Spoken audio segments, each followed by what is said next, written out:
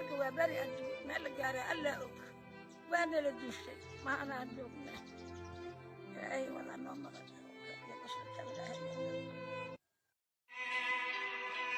shaqo la qabta shaqada ugu dhibka badan ugu dhaqaalaha yar uguna riskiga badan bal daawo kilibkan hooyadani waxa ay laacaysaa mir ku taala geedka loo yaqaan geed yuhuudka ama wiliba garawaaga hooyadani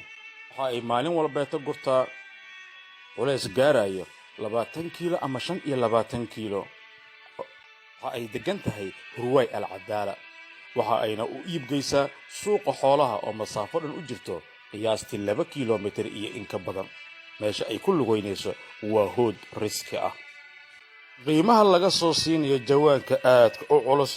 waa 20,000 oo shilin Soomaali ah waxayna u dhigantaa wax ka yar $1 ama 80 senti mararka qaar waa ay soo weysaa dhanka kale hoyga waxa ku dhex sugayo gabar waalan xaasi oo idil waxa isku fuuqsaday gurigeedii waa laga dudumiyay oo ay deganeed in ka badan 35 sano waxaana ka dumiyay qoliyo arxalnaawayaal Soomaali isku sheeg ah waxayna ula imaadeen warqado been abuur ah markay arkeen tabar daradeeda iyo dumin yuhuudda ayaa lagu yaqaan hasa ahaatee maanta Muqdisho ayay ka socotaa dibkan wax badan ayaad ku dhex arki doontaa iyo hooyada oo gurigeedii dib u milicsanaysa ila daawo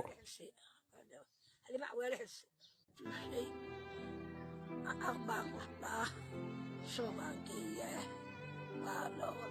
ما كان عمر واسو لبسنا أخبار برا ولا برا ورجي واللي قدوا شيء ساكنة يقول إسلام أنا كجرا لا يقرأ يا مسلم كإلهي يا ربنا أكرجونا إسلام كوجيدا إسلام كربنا بدرسية عليك الماء مهجس سوري واكاس على الله كحرا سوري على الله كحرا مريم وما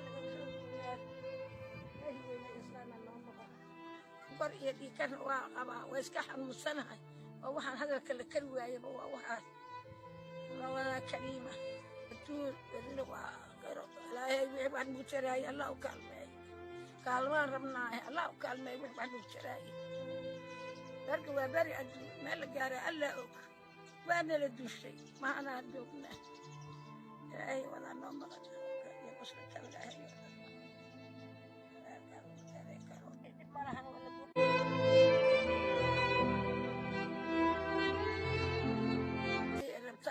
واحد سوا روح سقال زيت اللي تضرب صدن يلبو إرشن haddaba hooyadani garab ayay nooga baahan tahay dib adduunyada mid aakhirana waxa qabo qofka saar u tabarta daran qofkii dhacay hooygiisii shacab iyo dawladna aanu istaagno hooyadan la dhacay xaqeedii ee dhan walba ka dhibaataysan